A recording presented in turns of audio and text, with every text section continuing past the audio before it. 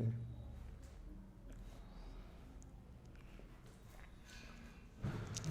Hello friends, आज के lecture में लेते हैं हम वैदिक गणित। सभी योद्धाओं का स्वागत है। सबसे यहाँ स्टार्ट करते हैं वैदिक गणित। अब देखो, वैदिक गणित जो आपके सीईटी का जो सिलेबस है उसके अंदर लिख रखा है वैदिक गणित से रिलेटेड। वैदिक गणित में लिख रखा है वर्गमूल ज्ञात करना, घनफल ज्ञात करना, वर्गमूल ज्ञात करना और घनमूल ज्ञात करना। इसके आधार पे कुछ पहले टर्म्स हैं जो वैदिक गणित के आधार पे पूछी जाती है, जो किसमें वर्ग के आधार पे, घनफल के आधार पे, वर्गमूल के आधार, घनमूल के आधार पे पूछी जाती है।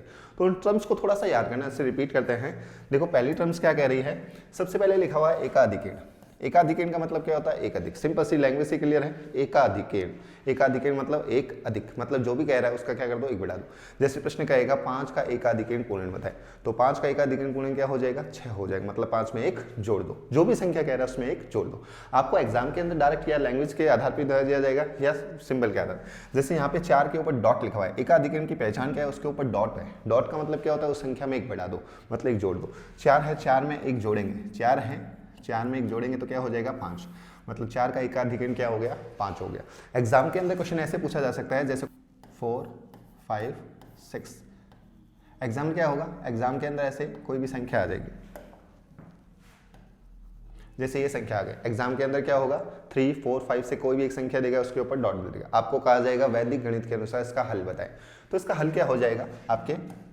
3, 4, 5। अब 6 के ऊपर डॉट है, मतलब इसका 1 बढ़ा दो, इस बढ़ा दो, मतलब आंसर क्या हो जाएगा? 3, 4, 7 हो जाएगा। नहीं आते? या लैंग्वेज के आधार पर प्रश्न पूछा जाएगा तो आपको कहा जाएगा 3, 4, 5, 6 में एकाधिकरण बताएं इकाई अंक का। इकाई अंक का मतलब कौन सा होगा? जो पीछे पीछे आ रहे हैं इकाई अंक या चरमांक कहते हैं। एक अधिक बताएं, मतलब आंसर क्या हो जाएगा? 7 हो जाएगा। पहली टर्म्स। सेकंड टर्म्स क्या कहती है? एकाधिकरण पूर्वेण। अब देखो यहाँ पे लिखा हुआ है पूर्वेण। पूर्वेण का मतलब होता है पहले। पूर्वेण का मतलब क्या होता है? पहले। जैसे यहाँ लिखा हुआ है 34 का एकाधिकरण पूर्ण होता है। 34 का एकाधिकरण मतलब 21 से जस्ट पहले कौन सी संख्या आ रही है? 3 आ रही है। तो 3 में 1 बढ़ा देंगे तो आंसर क्या आ जाएगा? 4 और 4, ये आंसर हो गया। अब 4 है, 4 से पहले कुछ शून्य है, तो ये कहेगा 4 का एकाधिकरण पूर्ण होता है। प्रश्न में लैंग्वेज लिखेगा, वो कहेगा कि 4 का एकाधिकरण पूर्वेण बताएं। 4 का एकाधिकरण पूर्ण मतलब 4 से पहले जो भी संख्या है, मतलब यहाँ पे 0 है तो 1 बढ़ा दिया, तो आंसर क्या हो जाएगा? 14। नहीं, यहाँ तक समझ आ गया? पहली टर्म्स क्या करिए? एकाधिकरण। एकाधिकरण का मतलब क्या होता है? 1 बढ़ा दो। एकाधिकरण पूर्वेण, एकाधिकरण पूर्वेण मतलब से जस्ट पहले उसे 1 बढ़ा दो। वह कहेगा इकाई के अंक का एकाधिकरण पूर्वेण बताए। इकाई का अंक, इकाई ये रहा, इकाई से पहले क्या रहा? 5, 5 का 1 बढ़ा देंगे। यदि वो कहे दाही अंक का एकाधिकरण पूर्वेण बताए, दाही अंक, इकाई, दाही, दाही से पहले जो भी संख्या है उसका क्या कर दो? बढ़ा दो। मतलब जैसे प्रश्न कह रहा है वैसे बढ़ा दो।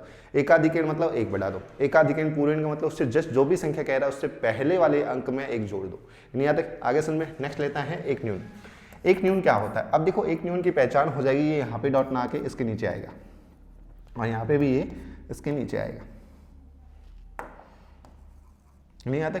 एक न्यून का मतलब होता है एक कम कर दो। सबसे पहले कौन सी? एकाधिकरण। एकाधिकरण मतलब 1 बढ़ा दो। एक न्यून का मतलब क्या होता है? 1 घटा दो। ये ध्यान रखना। जैसे लैंग्वेज बेस पे आधार पे यहाँ पे कोई भी संख्या आ गई, जैसे आपको कहा जाएगा दाही अंक का एक न्यून बताए। एक न्यून बताए मतलब दाही मतलब इकाई, दाही, दाही मतलब 5, 5 में से 1 घटा देंगे, 4 आ जाएगा। नहीं आता? इसी तरह यह कहेगा 4, 4 का एक न्यून बताए। 4 का एक न्यून बताए, एक न्यून का मतलब होता है 1 घटा दो, मतलब 4 में से 1 घटा देंगे, तो आंसर क्या आ गया?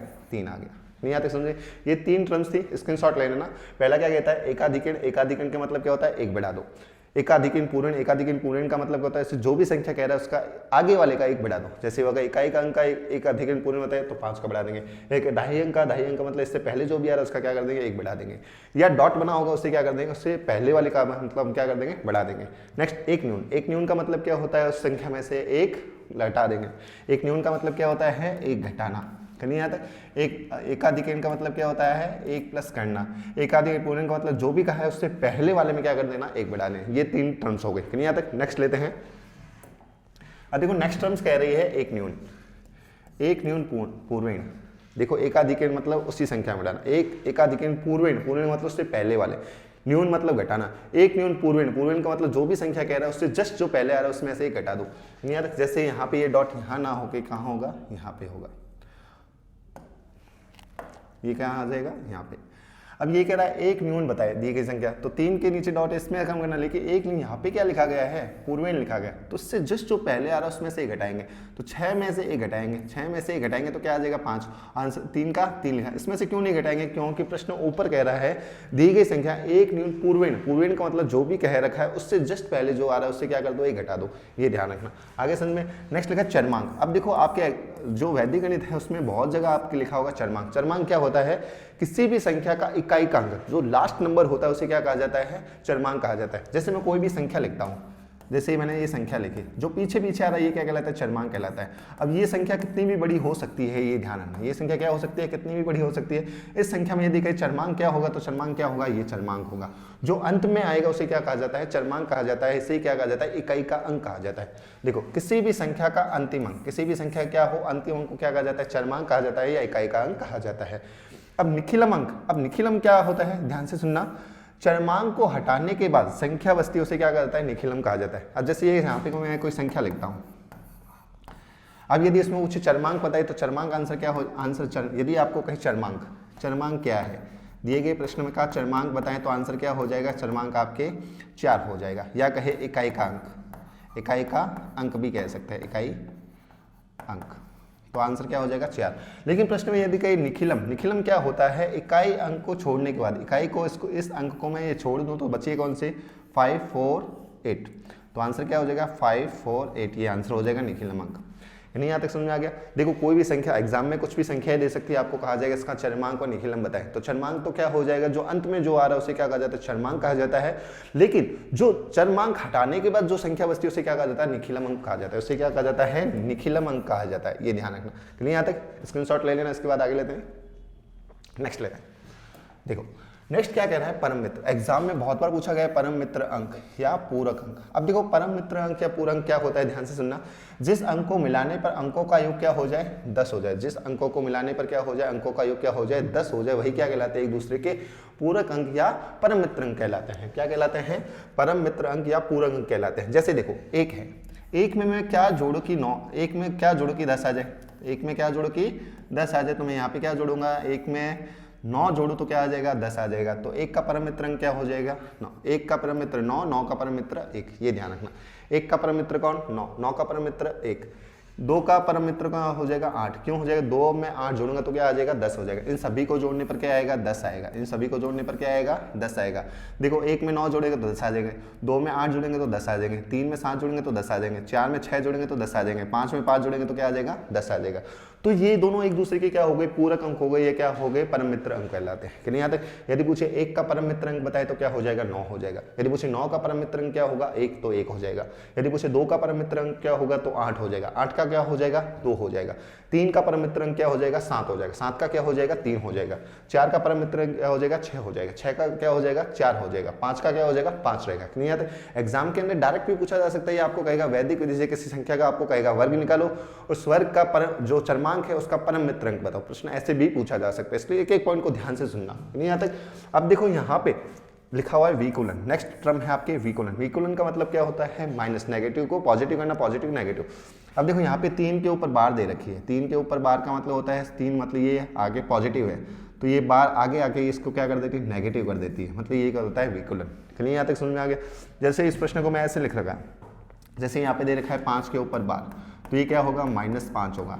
यदि प्रश्न ऐसे लिख रखा हो -4 के ऊपर बार दे रखा हो तो ये क्या होगा, ये क्या होगा, -12 आएगा, अंदर -4 लिखा जाएगा, तो माइनस माइनस क्या हो गया, प्लस, तो आंसर क्या हो जाएगा, ये हो जाएगा। अब देखो कुछ बार एग्जाम के अंदर ये लिखा गया 4 के पॉइंट के बाद संख्या के ऊपर बार दे रखा है, पॉइंट के बाद, ये जैसे ये 4 7 के ऊपर बार, ये बार पॉइंट के बाद दे रखी है। ये आपके क्या आता है, नंबर सिस्टम का पार्ट होता है, फ्रैक्शन होता है। फ्रैक्शन के अंदर क्या होता है, आवर्ती अनावर्ती वाला टॉपिक है, उसके अंतर्गत ये आता है। इसमें क्या होता है, पॉइंट के बाद यदि कोई संख्या आ रही है के ऊपर बार है, मतलब वो संख्या कौन रिपीट हो रही है। जैसे 4, ये क्या होगा, 7 7 7 7 7 7 7 रिपीट होगा। ये ऐसे भी आ सकता है 4 के ऊपर, जैसे 17 के ऊपर बार है, तो यहाँ पे क्या हो जाएगा, 4.17 17 17 17, मतलब ये कंटिन्यू आ रहा है। इसका मतलब ये होता है, हमेशा याद रखना, पॉइंट के बाद आ रहा है बार तो मतलब ये संख्या कंटिन्यू चलेगी, और पॉइंट से पहले यदि किसी के ऊपर बार है तो मतलब इसका क्या होता है, पॉजिटिव का नेगेटिव हो जाएगा, नेगेटिव का क्या हो जाएगा, पॉजिटिव हो जाएगा। बस इतना याद रखना। ये आपके टर्म्स थी, इसका स्क्रीनशॉट ले लेना। यहाँ तक क्लियर है सबके। ये कुछ वैदिक गणित के टर्म्स जो आपको याद रखनी है, जो आगे एग्जाम में आपके पूछी जा सकती है। यहाँ तक। अब स्टार्ट करते हैं आज के लेक्चर के अंदर। सबसे पहले हम लेते हैं घनमूल ज्ञात करना। आज के लेक्चर के अंदर क्या लेते हैं हम, सबसे पहले घनमूल कैसे ज्ञात करते हैं उसके बारे में बात करते हैं। तो सबसे पहले घनमूल। अब देखो घनमूल मतलब इसकी पहचान क्या होती है, आपको कोई भी संख्या कह दे उसकी पावर 1/3, या क्या हो सकता है, कोई भी कोई संख्या है उसके आगे रूट के आगे 3 लिखा गया हो, इसका मतलब क्या ज्ञात करना है, घनमूल ज्ञात करना है। देखो ये तो पहचान है, हमेशा याद रखनी है। कोई भी पहले प्रश्न पढ़ने से हमें समझ में तो आना चाहिए कहना क्या चाहता है, हमें क्या निकालना है। तो यदि किसी की पावर क्या लिखी गई हो, 1/3 लिखी गई हो, या क्या आगे रूट के आगे क्या लिखा गया हो, 3 लिखा गया हो, उसका मतलब क्या करना है, घनमूल ज्ञात करना है। ये ध्यान रखें। पिछला जो 2018 का एलडीसी का पेपर हुआ था उसके घनमूल और वर्गमूल के आधार पर प्रश्न 2 पूछे गए थे, इसलिए थोड़ा सा ध्यान से देखना। नहीं आता। अब देखो इसका घनमूल क्या होता है, पहचान क्या होगा, 1/3 या रूट के आगे 3 आ गया। अब देखो किसी संख्या के चरमांक अंक 1, 4, 5, 6, 9, 0 नहीं हो सकते, ये ध्यान रखना। कोई भी घनमूल है, घनमूल ज्ञात करते हैं, आपको कहा जाएगा, या आपके प्रश्न कैसे भी पूछा जा सकता है, प्रैक्टिकल भी पूछा जा सकता है, थ्योरी सत्य असत्य के बेसिस पे भी पूछा जा सकता है। इसलिए एक टर्म्स को याद रखना। 2011 का जो पेपर हुआ था उसमें थ्योरी के आधार पर प्रश्न पूछे गए, निम्न में से कौन सा कथन सत्य है या असत्य है, उस पर पूछा गया था। एक बार आरएस में और एक बार फर्स्ट ग्रेड के पेपर में ऐसे प्रश्न पूछे गए थे, निम्न में से कौन सा कथन सत्य है असत्य है, इस बेस पे पूछे गए थे। तो यदि ये याद रहेंगे तो वो प्रश्न बहुत इजी बेस पे सॉल्व हो सकेंगे। नहीं याद? अब देखो आपको याद करना है, क्या याद करना है, किसी भी संख्या के चरमांक, चरमांक का मतलब क्या होता है, इकाई अंक। चरमांक का मतलब क्या होता है, इकाई अंक। किसी भी संख्या घनमूल के आपको कहा जाएगा निम्न से कौन सा कंडीशन सत्य है, तो आपको ये याद रहेगा तो ही रहेगा। अब देखो ये कह रहा है 1, 4, 5, 6, 9 और 0 नहीं हो सकते, इसके अलावा जो भी है वो हो सकते हैं, ये ध्यान रखना। अब देखो किसी भी संख्या के चरमांक 2, 3, 8, 7 हो सकते हैं, ये एग्जाम में बहुत बार पूछा गया था, ये ध्यान रखना, इसलिए याद रखना। आपको कहा जाएगा वैदिक विधि से घनमूल ज्ञात करने पर चरमांक हो सकते हैं, नीचे 4 ऑप्शंस होंगे, या निम्न में से हो नहीं सकते, ये भी पूछा जा सकता है, या सत्य असत्य के आधार पे भी पूछा जा सकता है। तो याद रखना कौन कौन से हो सकते हैं, 2, 3, 8, 7 तो हो सकते हैं, इसके अलावा नहीं हो सकते। कौन से नहीं हो सकते, 1, 4, 5, 6, 9 और 0 नहीं हो सकते। ये देखो नहीं हो सकते, ये ध्यान रखना। एग्जाम में क्या होता है, हम पढ़ते हैं तो हमें नहीं दिखाई देता, ये घर आके देखता है उसमें नहीं कहा गया था। नहीं आता। हाल ही के जो सीईटी के पेपर हुए थे ग्रेजुएशन वाले, उसके अंदर अंडरलाइन करके दे रहा है वो नहीं के नीचे, फिर भी आप थोड़ा सा ध्यान से देखना नहीं लिखा हुआ है कि नहीं लिखा हुआ है। नहीं आता। किसी भी संख्या के चरमांक क्या होता है, 1, 4, 5, 6, 9, 0 नहीं हो सकते, ये ध्यान रखना। किसी भी संख्या के चरमांक 2, 3, 8, 7 2, 3, 8, 7 हो सकते हैं, किसमें, जिसका घनमूल ज्ञात करना हो। किसी भी संख्या का घनमूल ज्ञात करना हो, पीछे इकाई का पीछे जो आता है वो क्या हो सकता है, 2, 3, 7, 8 हो सकते हैं, बाकी नहीं हो सकते। नेक्स्ट, किसी भी संख्या के बीजांक। अब देखो बीजांक लिखा गया है, बीजांक क्या हो सकते हैं, 1, 8, 9 अथवा 0 हो सकते हैं, ये ध्यान रखना। कौन कौन से हो सकते हैं, 1, 8, 9, ये ध्यान रखना, टर्म से याद रखना। ये वर्गमूल में फिर से आएंगे, इसलिए वहां पे नंबर कुछ अलग होंगे, यहाँ पे कुछ नंबर होंगे, इसलिए एक एक पॉइंट को ध्यान से सुनना।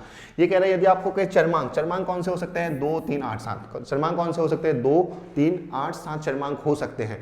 लेकिन बीजांक, अब देखो ये बीजांक क्या होता है, ये ध्यान से समझना। जैसे मैं कोई संख्या लिखता हूँ, जैसे 3, 4, 7, एक ये लिखा 1, 2, 3, इसका बीजांक आपको कहा जाएगा दी गई संख्या का बीजांक बताएं, या आपको कहेगा किसी संख्या का वर्ग घनमूल ज्ञात करें, घनमूल ज्ञात करने के बाद उसका बीजांक बताएं, ऐसे भी कह सकता है। तो इसका बीजांक ज्ञात करने का मतलब होता है इसको मतलब 1 से लेकर 9 तक के अंकों के बीच में लाना, उसे कहा जाता है बीजांक। कैसे आएगा, देखो यहाँ करेंगे 1 + 2 + 3, नहीं आते, 3, 2 कितने में 5, 5 और 1 कितने हो गए 6, तो इसका बीजांक क्या हो गया 6 हो गया। मतलब दिए गए अंकों को आपको जोड़ दो नहीं आता। जैसे यहाँ पे देखो 4, 3 कितने होते हैं 7, 7, 7, 7 कितने होते हैं 14, 14 बीजांक नहीं होगा, 14 को फिर से ऐड करेंगे, 1 + 4 कितना आ गया 5, तो बीजांक कितना हो जाएगा 5 हो जाएगा। मतलब बीजांक का मतलब होता है दी गई संख्या को जोड़कर एक ऐसा नंबर लाना जो 1 से लेकर 9 के मध्य हो, से कहा जाता है बीजांक कहा जाता है। नहीं आता। तो एग्जाम में अंदर ये प्रश्न पूछा गया था, ये ध्यान रखना। ये 2016 का जो एलडीसी का पेपर हुआ था उसके अंदर पूछा गया था किसी भी घन संख्या के बीजांक 1, 8, 9 अथवा 0 हो सकते हैं, इसके अलावा जो भी है वो नहीं हो सकते, ये ध्यान रखना। इसलिए फिर से कह रहा हूँ, ये नोट करके रख लेना, स्क्रीनशॉट लेना है, फिर से नोट कर लेना और बार बार रिपीट करते रहना।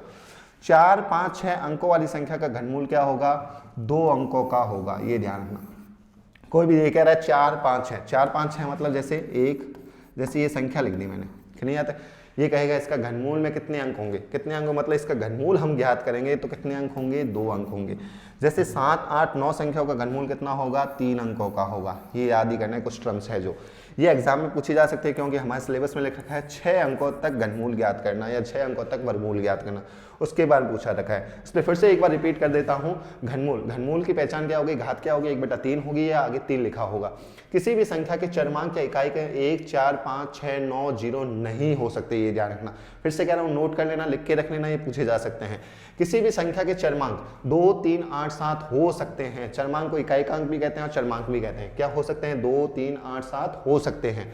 नेक्स्ट, किसी भी संख्या के बीजांक क्या हो सकता है, 1, 8 और 9 अथवा 0 हो सकते हैं। ये ध्यान रखना, हो सकते हैं, यहाँ तक। इसके बाद जो भी है वो नहीं हो सकते, ये ध्यान रखना।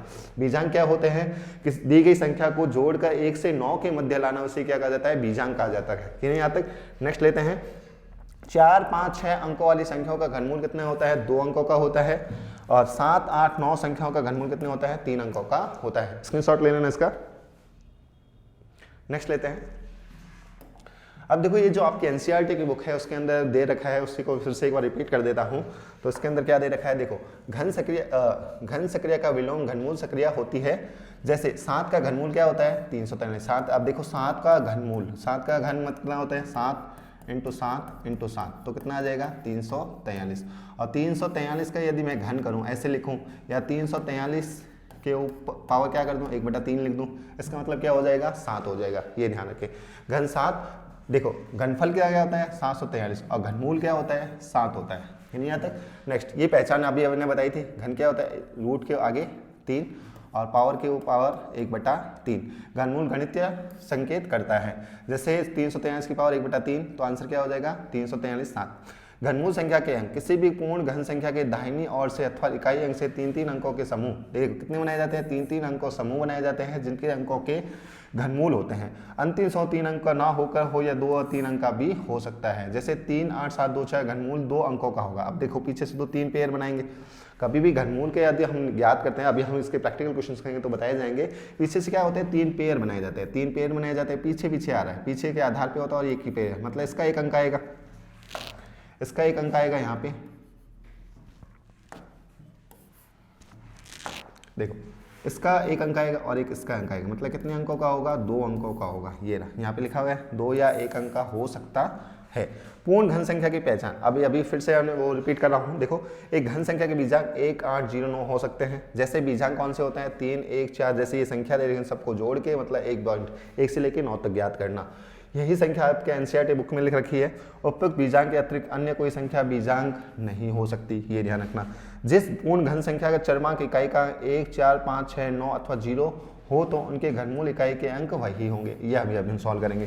यहाँ तक, जिस पूर्ण संख्या का चरमांक इकाई का अंक 2, 8, 3, 7 हो, तो उसके चरमांक क्या होते हैं, इसके परम मित्र अंक होते हैं। अब देखो, परम मित्र अंक मतलब 2 का परम मित्र अंक क्या होता है, 8 होता है। 8 का परम मित्र अंक क्या होता है, 2 होता है। 3 का क्या होता है, 7। 7 का क्या होता है, 3 होता है। घन संख्या के घनमूल का अंतिम अंक संख्या के अंतिम समूह से ज्ञात किया जाता है। प्रत्येक के अंतिम समूह से ज्ञात किया जाता है। कि यहाँ तक समझ में आ गया? स्क्रीनशॉट ले लेना। यदि आपको इसको नहीं दिखाई देना है तो देखो, ये दिखाई दे रहा है, इसको इसका स्क्रीनशॉट ले लेना। कि यहाँ तक। नेक्स्ट लेते हैं। अब देखो ध्यान से सुना, अब घनमूल निकाला जा सकता है। ये तो हो गई आपकी थ्योरी की बात। यदि थ्योरी से रिलेटेड क्वेश्चंस घनमूल का आएगा तो इसी में से आएगा, अन्यथा नहीं आएगा, ये ध्यान रखना है। अब हम प्रैक्टिकल क्वेश्चंस करते हैं। अब देखो, प्रैक्टिकल क्वेश्चन के अंदर ध्यान रखना, जैसे आपको ये याद रखना है, ऐसे तो 1 से लेके आपको 20 तक क्यूब याद रखने हैं सबके। 1 से लेके 20 तक तो क्यूब याद होने चाहिए। बाई चांस ना याद हो तो ट्रिक से सॉल्व कर सकते हैं। देखो, 1 का क्यूब क्या होता है, 1 का क्यूब का मतलब क्या होगा, 1 को 3 बार मल्टीप्लाई करना, तो क्या आ जाएगा 1। 2 का क्यूब क्या होता है 8, 3 का क्या होता है 4 का क्या होता है 64, 5 का क्या होता है 125, 6 का क्या होता है 216, 7 का क्या होता है 343, 8 का क्या होता है 512, 9 का क्या होता है 729, 10 का क्या होता है 1000। फिर यहाँ तक समझ आ गया। आपको घनमूल याद करने के लिए एक छोटी सी टर्म्स याद रखनी है, 2 का 8, 3 का 7। क्या याद करना है, 2 का 8, 3 का 7, बाकी वही की वही संख्या आएगी। देखो, किसी भी घनमूल का यदि प्रैक्टिकल क्वेश्चन सॉल्व करते हैं, पिछले जो 2000 आईडीएस के अंदर क्वेश्चन आए थे उनको इस ट्रिक से सॉल्व कर सकते थे।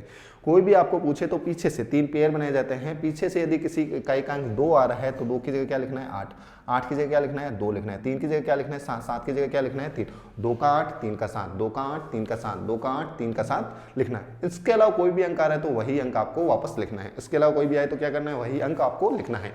कैसे?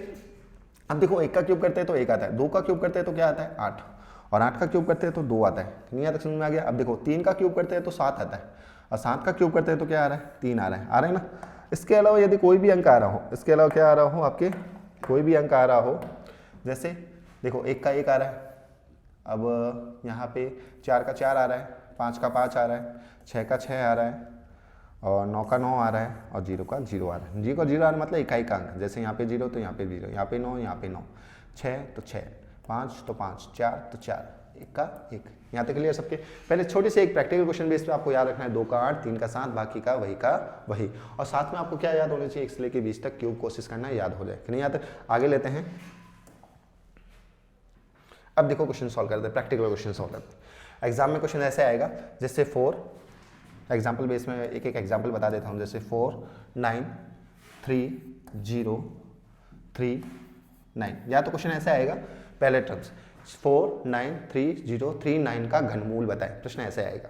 या तो ऐसे आएगा लैंग्वेज बेस पे, या लिखा जाएगा इसकी पावर क्या लिख देगी, 1/3 लिख देगा। या प्रश्न ऐसे पूछा जाएगा, या प्रश्न ऐसे पूछा जाएगा, रूट के अंदर 4 9 3 0 3 9 और आगे 3 लिख देगा। या तो पावर क्या आएगी, 1/3 आएगी, या रूट के आगे 3 लिख देगा। अब इसको सॉल्व कैसे करेंगे, ध्यान से समझना। सबसे पहले हम क्या करेंगे, पीछे से 3 पेयर बनाएंगे। पीछे से क्या बनाएंगे, 3 पेयर बनाएंगे, पीछे से 3 पेयर। अब मुझे एक पेयर याद है, 2 का 8 3 का 7, बाकी के अंक वही के वही आएंगे, बाकी के अंक क्या आएंगे, वही के वही आएंगे। अब देखो यहाँ पे क्या लिखा गया है, 9 9 इस पेयर में आ रहा है, नहीं आ रहा है, तो 9 का क्या लिख दूंगा मैं, 9 ही लिख दूंगा। यदि यहाँ पे 2 होता तो क्या लिखता मैं, 8। यदि 8 होता तो क्या लिखता मैं, 2। 3 होता तो क्या लिखता मैं, 7। 7 होता तो क्या लिखता मैं, 3 लिखता है। यहाँ तक इसके अलावा कोई भी अंक आ रहा है तो वही अंक आपको लिखना है, लिख दिया। इसके बाद कौन सी संख्या बची, 4 9 3 4। इसके अलावा जो भी संख्या उसे क्या करो, पूरा को राउंडेड कर लो। आपके सिलेबस में दे रखा है 6 अंकों तक, 6 अंकों तक मतलब इतने, इससे ऊपर कभी नहीं जाएगा। तो 2 ही पेयर बनेंगे, नहीं यहाँ तक 2 ही पेयर बने, तो 6 अंकों का घनमूल हमेशा 2 अंकों का ही होगा। अब देखो 493, अब आपको याद रखना है 493 किसके घन के बराबर है, मतलब किसका क्यूब करूँ तो उसका 493 आ जाए। 493 आ जाए, देखो यहाँ पे 493 आ रहा है क्या, देखो 7 का क्यूब 343 होता है, 8 का क्या होता है 512, ज्यादा आ रहा है, तो हमें ज्यादा कभी नहीं लेना, उससे कम लेना है। तो 512 से कम संख्या किसका, 343 किसका है, 7 का, तो 7 का है, तो यहाँ पे मैं क्या लिख दूंगा, 7। मतलब ये घनमूल किसका है, 79 का है। यहाँ तक समझ में आ गया। देखो क्वेश्चन कैसे भी पूछा जा सकता है, या तो आपको सीधा पूछा जाएगा 4 9 3 0 3 9 का घनमूल बताएं, या तो कैसे पूछा जाएगा, या सीधा 1/3 पावर लिख देगा, रूट के आगे 3 लिख देगा। या प्रश्न ऐसे कहेगा 4 9 3 0 3 9 का घनमूल बताएं, घनमूल का बीजांक या इकाई का अंक बताएं, ऐसा भी कह सकता है, या उसका गुणनफल बताएं या योग बताएं। तो पहले निकालना तो आना चाहिए, तो घनमूल कैसे निकलता है अभी बता रहा हूँ। अब देखो ये सारे एग्जाम्पल अभी हम सॉल्व करेंगे, इसका घनमूल कितना होगा, 79 होगा। यहाँ तक क्लियर सबके। अभी ये सारे एग्जाम्पल यदि किसी को समझ में नहीं आ रहा है तो ये सब हम सारे क्वेश्चंस करेंगे तो ऑटोमेटिक वो समझ में क्लियर हो जाएगा। क्लियर समझ में आ गया। देखो आगे लेते हैं, नेक्स्ट एग्जाम्पल लेते हैं। ये सारे एग्जाम्पल अभी सॉल्व करते हैं। अब देखो नेक्स्ट एग्जाम्पल क्या कर रहा है, 4 2 8 7 5। नेक्स्ट एग्जाम्पल क्या है, 4 2 8 7 5। या तो प्रश्न ऐसे कहेगा, इसकी पावर 1/3 लिख देगा, या क्या कर देगा 4 2 8 7 5 का घनमूल, मतलब आगे 3 लिख देगा।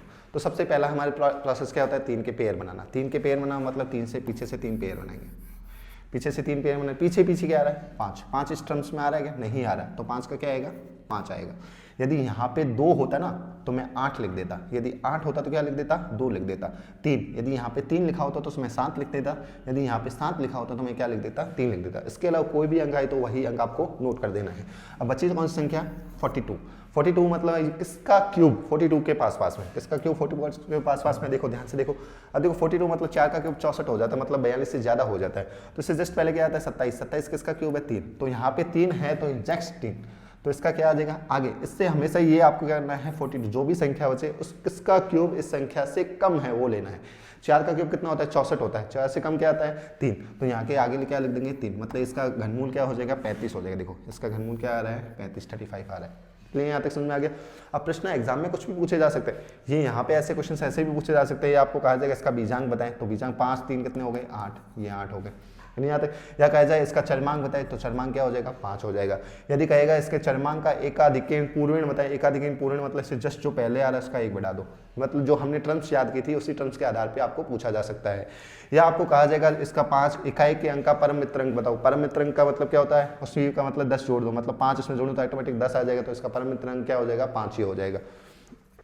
या आपको कहा जाएगा इसका गुणनफल बताए, गुणनफल मतलब 5 3 15, ऐसे भी पूछा जा सकता है। या इन दोनों को क्वेश्चन को ऐसे भी पूछा जा सकता है, कैसे, जैसे एक लाइन पे जैसे हम सरलीकरण में क्वेश्चंस करते हैं वैसे भी पूछे जा सकते हैं, ये ध्यान रखना।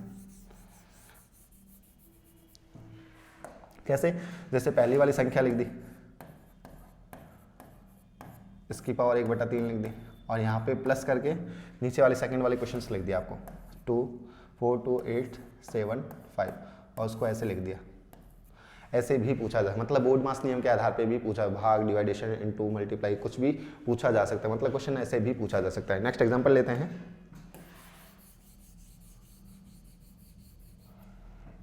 अब देखो नेक्स्ट एग्जांपल क्या है, 6 3 6 0 5 6, नहीं आता। इसका घनमूल ज्ञात करना है मुझे, क्या ज्ञात करना है, घनमूल ज्ञात करना। अब घनमूल कैसे ज्ञात करेंगे, सबसे पहले हम टर्म्स क्या कहते हैं, पीछे से 3 पेयर बनाने, पीछे से 3 पेयर मतलब यहाँ से 3 पेयर बनाऊंगा।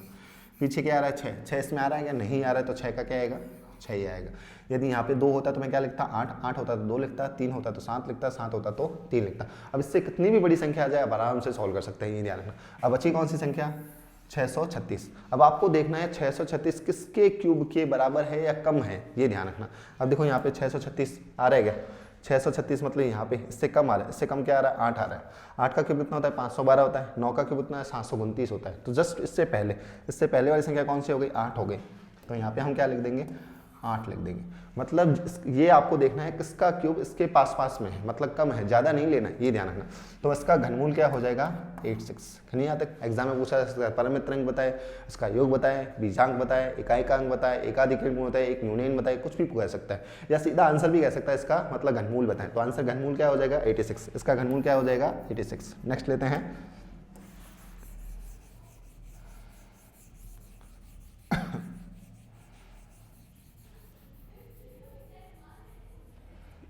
देखो नेक्स्ट संख्या कह रहा है आपको 94115 का घनमूल ज्ञात करना है, 1/3 करना है। या ऐसे भी लिख सकता है 94115, आगे क्या लिख सकता है 3 लिख सकता है। और ये बोर्ड मास नियम के आधार पे भी 2 3 साथ मतलब 2 3 घनमूल साथ में देगा, बीच में प्लस माइनस इंटू लगा के भी आपको पूछा जा सकता है। तो सबसे पहले हम क्या करेंगे, पीछे से 3 पेयर बनाएंगे, पीछे से 3 पेयर बनाएंगे और बची वाली संख्या को राउंडेड कर देंगे, बची वाली संख्या को क्या कर देंगे राउंडेड कर देंगे।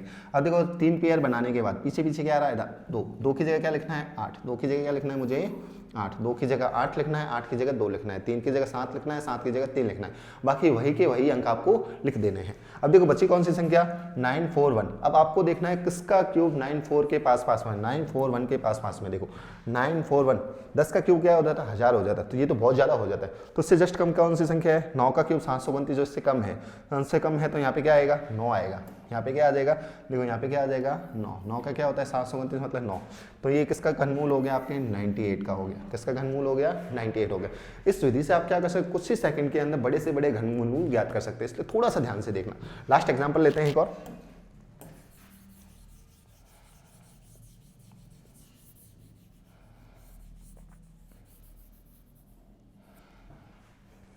देखो लास्ट संख्या कह रही है 250047 का घनमूल बताना है आपको।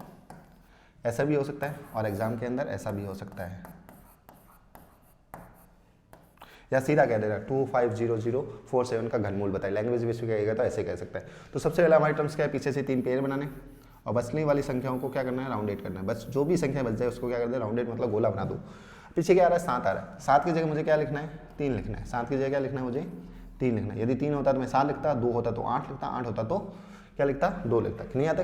अब देखो 250 मतलब किसका क्यूब 250 के पास में है, ये ध्यान रखना। बार बार देखने से तो आपको याद करके जाना है, फिर कह रहा हूँ 10 तक तो याद होनी चाहिए और कोशिश करना 20 तक याद है। अब देखो कितना आ रहा है 500, 250 आ रहा है। अब 250 से पहले मतलब संख्या कौन सी है, 7 का क्यूब 343 होता है, तो इससे पहले वाली संख्या कौन सी आ गई 6, तो यहाँ पे हम 6 लिखेंगे। अब देखो यहाँ पे कहाँ लिखेंगे, 6 आगे लिखना है, ये ध्यान रखना, 6 कहाँ लिखना है, आगे लिखना है, पीछे मत लिख देना, क्योंकि अब हमें आगे बढ़ना है, ऐसे याद रखो, क्योंकि हमें कहाँ बढ़ना है, अब आगे बढ़ना है, पीछे नहीं जाना। नहीं आता अब समय आगे बढ़ने का, तो यहाँ पे हम क्या करना है, 6 को आगे लिखेंगे, पीछे नहीं लिखेंगे। नहीं आता कुछ बार हम जल्दी सिली मिस्टेक कर देते हैं, पीछे लिख देते हैं, वह ऑप्शन में होता है टिक करके आ जाता है, सिली मिस्टेक हो जाती है। तो थोड़ा सा ध्यान से देखना, थोड़ा सा ध्यान से मतलब 6 को कहाँ लिखेंगे, आगे लिख देंगे, तो इसका आंसर क्या हो जाएगा, 6-3 हो गया। नहीं आता इससे आप क्या कर सकते, बड़े से बड़ा घनमूल आपको याद कर सकते हैं। यदि घनमूल से रिलेटेड कोई भी क्वेश्चन वैदिक गणित से आएगा तो इससे बाहर नहीं जाएगा। ऐसे वैदिक विधि से इसे सॉल्व करूँ तो इससे एक टर्म्स होता है, बड़ी सी टर्म्स होती है, वो बताऊंगा नेक्स्ट क्लास में, मैं उसको बताऊंगा जरूर।